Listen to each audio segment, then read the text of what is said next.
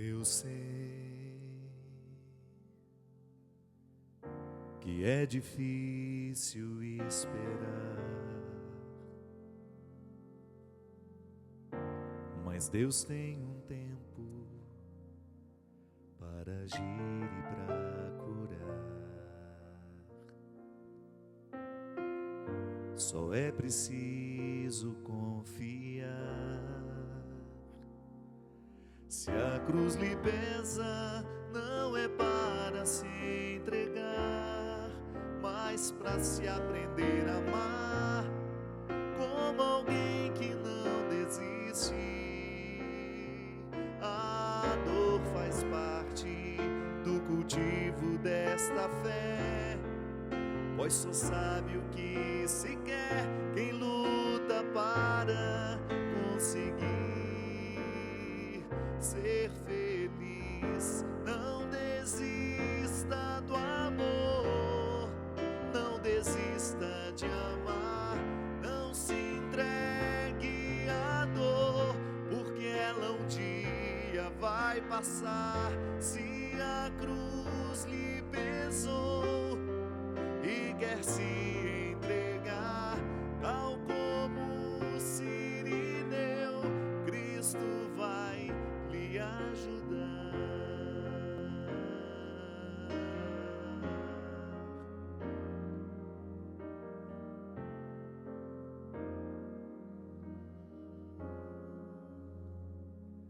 Eu sei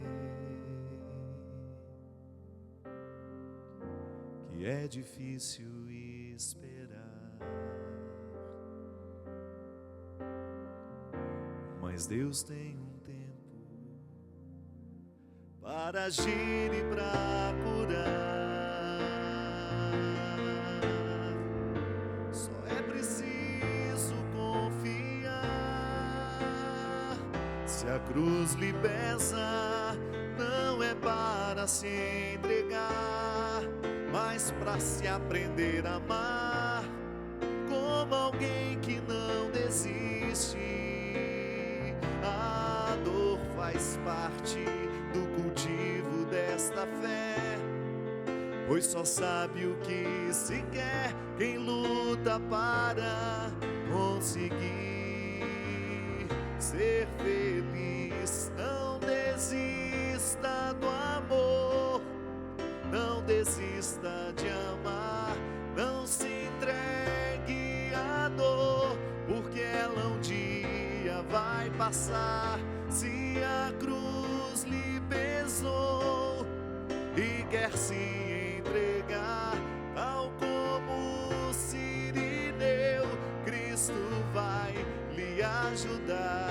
Não desista do amor, não desista de amar, não se entregue à dor, porque ela um dia vai passar. Se a cruz lhe pesou e quer se entregar, tal como o Sirineu, Cristo vai lhe ajudar.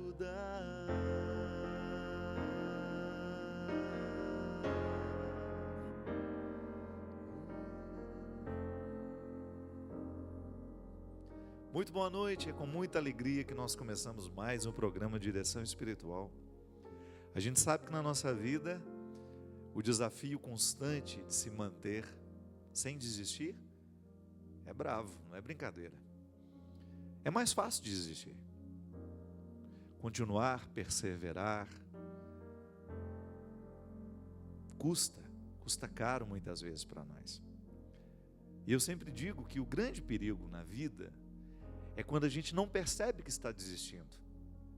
Quando alguém lá no meio do jogo fala, olha, parei, não quero mais. Você sabe que ele desistiu, ele sabe que desistiu. Pediu para sair. Claramente, todos estão vendo que ele desistiu. O problema é quando você percebe que tem um jogador que não está dando mais o seu sangue, quando não está se esforçando mais, está prejudicando o time, porque nem ele mesmo percebe que já desistiu. antes mesmo da partida terminar, mesmo estando de corpo presente no campo, ele já deixou de jogar há muito tempo. Essa é a desistência perigosa, é a desistência velada, é aquela que a gente corre o risco de fazer sem perceber que está fazendo. Num jogo de futebol, o que vai ser o problema? A gente vai jogar com um jogador a menos, que está lá meio morto no meio do campo, fingindo que está jogando. E aí o prejuízo é perder um campeonato, perder uma Copa do Mundo, como já aconteceu. Vocês se recordam quando nós estávamos disputando aquela Copa contra a França, na final? O nosso maior craque, o grande Ronaldinho, não estava em campo, muito embora estivesse lá jogando. Porque ele não estava inteiro, né? Polêmico o jogo, ninguém sabe o que aconteceu. O que a gente sabe é que o Ronaldinho estava em campo, mas não estava jogando. Perder uma Copa do Mundo, a gente chora uns 2, 3 dias e passa, né? Mesmo que tem uma coisa irracional, é a gente chorar quando o nosso time perde, né? Porque o que a gente perdeu, na verdade? Claro que ganhar é bom, mas um time ali, no jogo de futebol, isso passa. Agora, quando é a vida da gente que está em jogo, essa negligência nós não podemos permitir. E mesmo que outros jogadores façam parte do jogo da nossa vida, o principal jogador é você. É você que tem que fazer a defesa, você é o goleiro, você faz a defesa, mas você também é o meio de campo e você é o artilheiro. Tem que ser o artilheiro. Tem que ser o centroavante, aquele que faz o gol. Sabe por quê? Porque nessa partida, ainda que você tenha outras pessoas jogando com você, o protagonismo é seu. E se você começa a entregar os pontos, se você começa a desistir, daqui a pouco você não tem mais condições de vencer. Por quê? Acostumou-se com a desistência, acostumou perder. Foi abrindo mão de coisas preciosas, de situações preciosas, de pessoas preciosas, de realidades preciosas, porque não estava atento com o jogo que estava acontecendo. Sabe, minha gente, eu tenho pedido muito a Deus de me dar a sensibilidade de perceber a vida que eu estou vivendo. Eu não quero viver sem perceber a vida. Eu não quero correr o risco de que a pressa dos meus dias venha me retirar a capacidade de saborear cada momento que eu posso viver. Ainda hoje estava conversando com uma amiga dizendo que às vezes eu tenho medo de estar dando à minha alma um tratamento que ela não merece. Não estou falando da minha opção de ser padre, viu? De jeito nenhum. Mas muitas vezes como vivo sendo padre. Será que eu preciso mudar alguma coisa no meu ritmo de trabalho, para que eu tenha condições de perceber a minha vida e não perder a capacidade de saborear cada detalhe da minha existência? Também outro dia conversava com uma amiga sobre um padre que a gente tem em comum, um amigo. Não tenho tanta proximidade, mas... E ele passando dificuldades, muitas dificuldades como padre. E num determinado momento eu falava isso para ela, numa partilha, né? É tão bom a gente ter amigos com quem a gente partilha a intimidade. Eu dizia para ela, nós que somos padres, de vez em quando nós precisamos nos retirar do mundo, para a gente voltar a saborear a simplicidade do sacerdócio. Isso para mim é uma questão de honra, gente, é de honra. Eu tenho uma vida de padre, eu tenho um coração de padre, eu me interpreto padre o tempo todo, mas eu tenho uma vida diferente do padre da paróquia, ou do padre lá do seminário, do padre que trabalha no hospital. Trabalho com comunicação, um meio exigente. Padre Zezinho sempre fala isso, é um martírio. Padre Marcelo, escutei dele outro dia, das lutas, das dificuldades de ser quem é. Padre Reginaldo Manzotti, Padre Robson, Padre Joãozinho, Padre Evaldo, tantos padres hoje trabalhando com comunicação, Padre Juarez. E quais são os desafios para nós hoje? Não perder a partida, não perder o referencial do que é mais importante para nós. Aí então, de vez em quando, a gente sair desse glamour que a comunicação deu aos padres cantores, aos padres comunicadores, e a gente experimentar a simplicidade da roça, das pessoas simples, de celebrar ali sem nenhum aparato, a não ser você. Você sabe que a coisa que mais me agrada, mesmo às vezes pode parecer uma demagogia, não. Antes de ser padre, antes de fazer o trabalho que eu faço, eu já trabalhava nas comunidades rurais em Taubaté. E eu tinha um prazer imenso de fazer aquele trabalho como diácono. E agora, nas oportunidades que eu tenho, de vez em quando, celebrar com aquele povo simples, sabe por quê?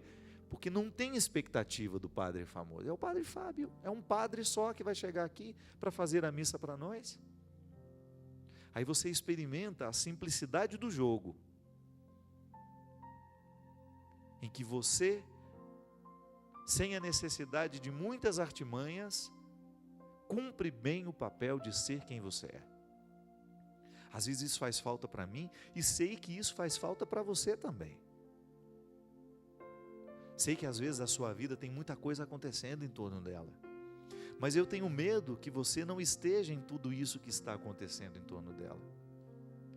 Eu sou empreendedor nato, eu gosto de trabalhar, eu gosto de produzir, eu tenho um processo criativo muito grande dentro de mim.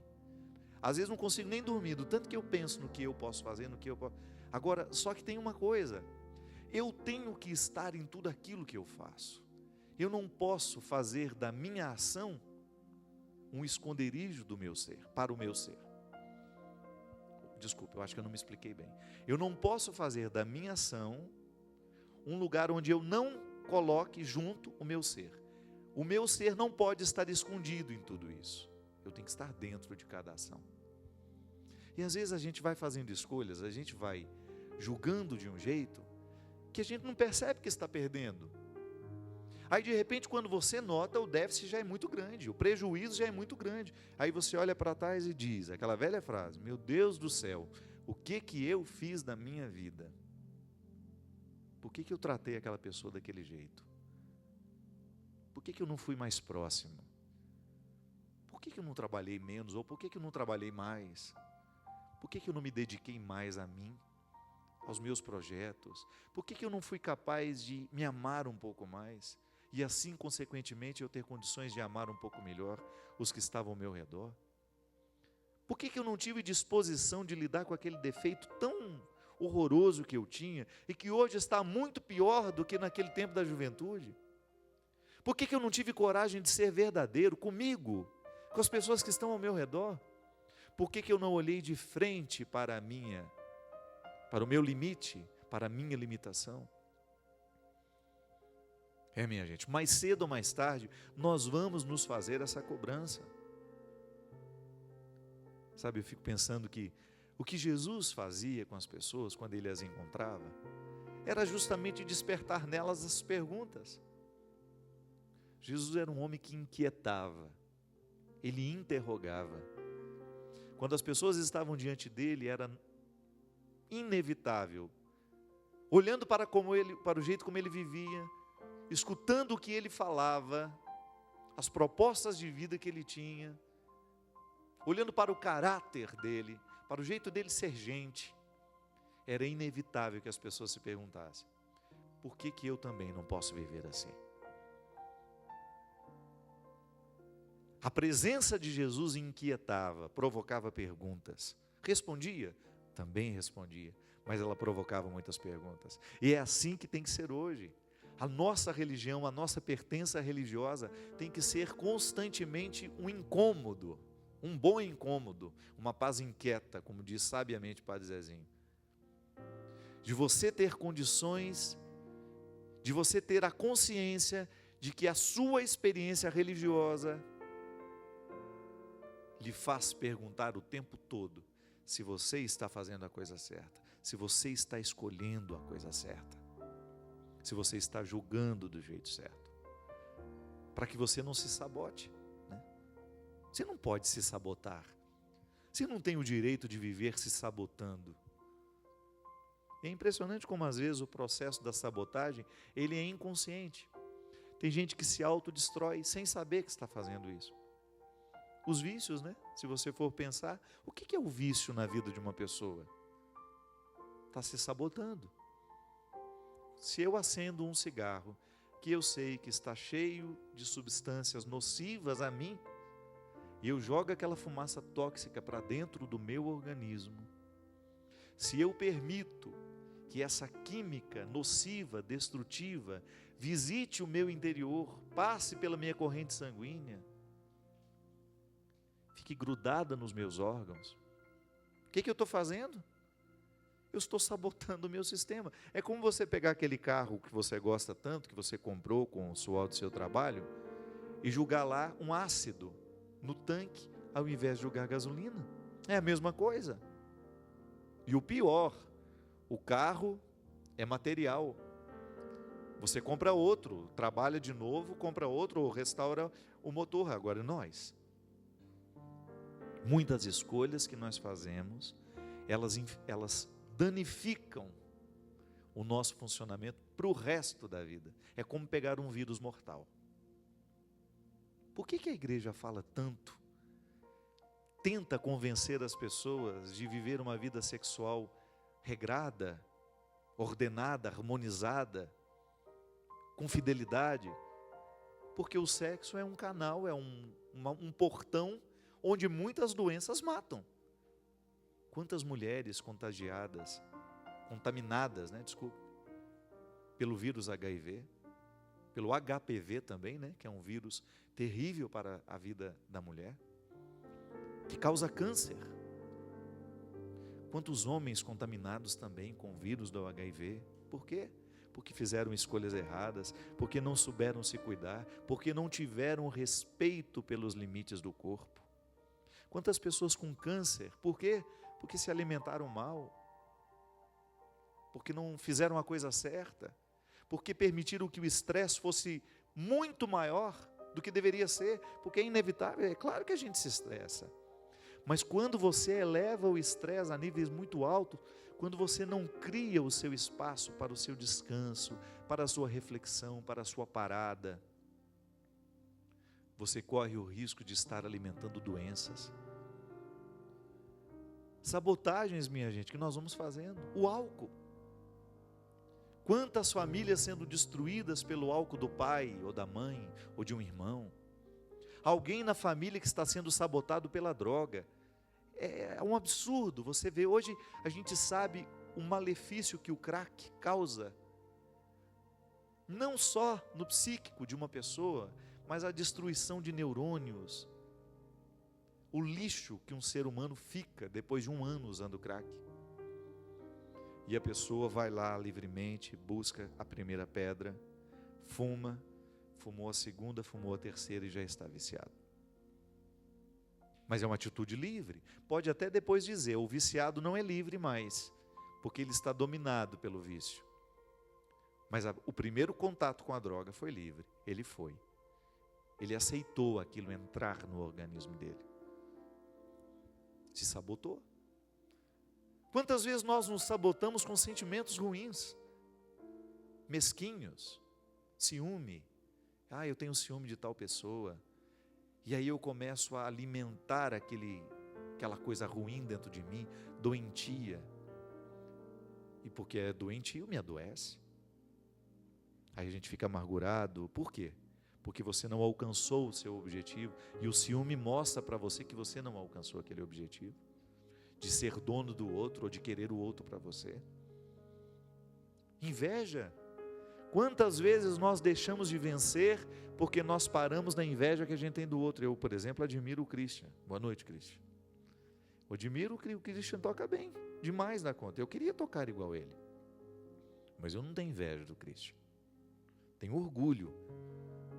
Fico feliz de saber que ele é um menino competente, que soube desenvolver bem a musicalidade dele, que toca com muita sensibilidade. Eu não toco não, se eu sentar aqui, eu não sei fazer nem... Mas eu não me sinto, não é verdade? Eu tenho outros valores. O bom da vida é isso, é você descobrir que nós somos uma parceria. O programa de direção espiritual não é o mesmo quando o Christian não está. Estamos julgando juntos, é verdade. Estamos julgando juntos. Aqui esses meninos todos que estão por trás das câmeras aqui, todo mundo jogando junto. Se o câmera aqui quiser me sabotar, ele pode, né? Se o Christian quiser me sabotar, ele me sabota. Mas não é o nosso desejo. Nós queremos que o programa dê certo. Nós queremos que a nossa palavra, que a nossa proposta chegue até você. Para que, quem sabe, ao encontrar aí, você despejado nessa cama uma hora dessa, né? Ou já quase arriando para ir dormir no sofá, a gente possa lhe convencer de não querer a destruição, de não querer se sabotar, de não querer se destruir, mas de, quem sabe, você voltar a acreditar, de você voltar a ter a possibilidade de um novo tempo, de acreditar que ainda existem coisas boas reservadas para você, que você pode parar de fumar hoje, que você pode parar de beber hoje, que você pode voltar a se amar, que você pode parar de usar essa droga que está lhe destruindo, que você pode jogar fora todos os sentimentos mesquinhos que porventura você tem alimentado dentro do seu coração, que você pode abrir as janelas da sua casa para que um novo ar venha espantar, jogar fora esse ar mofado, estragado que você tem sorvido sem perceber.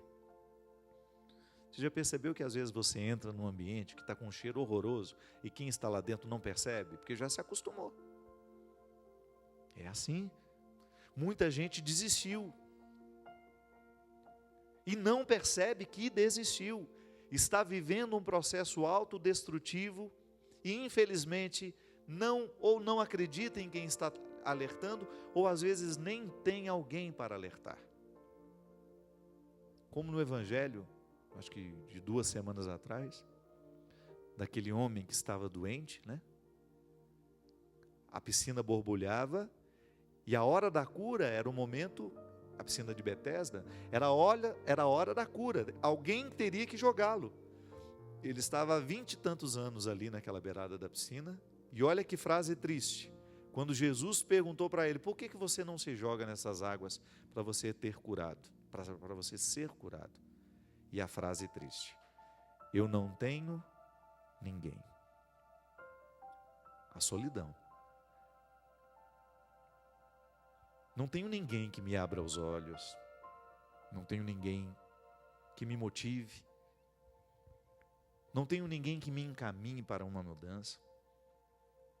Às vezes essa solidão só vai ser quebrada quando a gente sai na direção de alguém que finalmente possa nos ajudar. Aí procura alguém perto. Não fique sonhando com os que estão distantes, não. Ah, eu quero ser amigo do fulano de tal. Você nunca encontrou com ele. Ah, eu quero ser amigo do Antônio Fagundes. Eu acho que eu vou lá para desabafar os meus problemas com ele. Me identifico muito com a arte dele. Não. Você vai encontrar ao seu redor. A amizade tem que ser possível. É de gente que esteja próxima a você, que conheça a sua história e que tenha, ou então que tenha disposição de participar da sua história de um jeito efetivo. Eu não tenho ninguém, mas não vou fazer disso um estado de vítima. Eu vou à busca de alguém que tenha condições de fazer por mim o que sozinho eu não posso. É assim, minha gente. A vida é possível, sim, até mesmo aqueles que hoje se sentem solitários. Você, se por acaso hoje você sente que está faltando alguém para lhe ajudar nesse processo, não reclame, não. Vá à busca, conquiste essas pessoas. Você sabe que eu posso dizer isso? Eu tenho muitos conhecidos, muitos amigos, e o grupo que faz realmente parte da minha vida, as pessoas que visitam a minha casa, que estão comigo, que participam do meu dia a dia, que ouvem as minhas mazelas, que sabem dos meus sonhos, aqueles que eu não preciso ficar publicando, aqui que faz parte da minha vida, do meu dia a dia, essas pessoas são muito qualificadas, e eu agradeço muito a Deus todos os dias, por eu ter essas pessoas na minha vida. Mas eu vou te falar uma coisa, elas foram conquistadas. Aí você pode dizer: ah, Padre Fábio, é porque o senhor é muito conhecido. Então, não é não. Porque muitas dessas pessoas estão comigo muito antes de tudo isso ter acontecido na minha vida. até mesmo antes de eu ser padre. São as pessoas que conhecem a minha verdade. Não que eu minta para você aqui, não. Estou falando das minhas mazelas. E eu faço questão de contá-las, sim. Sou um homem público e faço questão de contar as mazelas que eu tenho. Sabe por quê? É um jeito que eu tenho de me comprometer para que eu não fique me sabotando. É um jeito que eu descobri de ser mais livre, de não ficar tão preocupado quando alguém descobrir que eu tenho esse defeito. Eu já contei ele publicamente, você só vai ver ele acontecendo na particularidade. Faça assim também. Tenha a oportunidade de alcançar, de conquistar essas pessoas que vão lhe dar condições de você ser livre. E sendo livre, você ter condições de superar-se, de ir além, de não desistir. Para isso vivemos. Para a gente chegar ao final com aquela certeza, com aquela boa sensação de missão cumprida.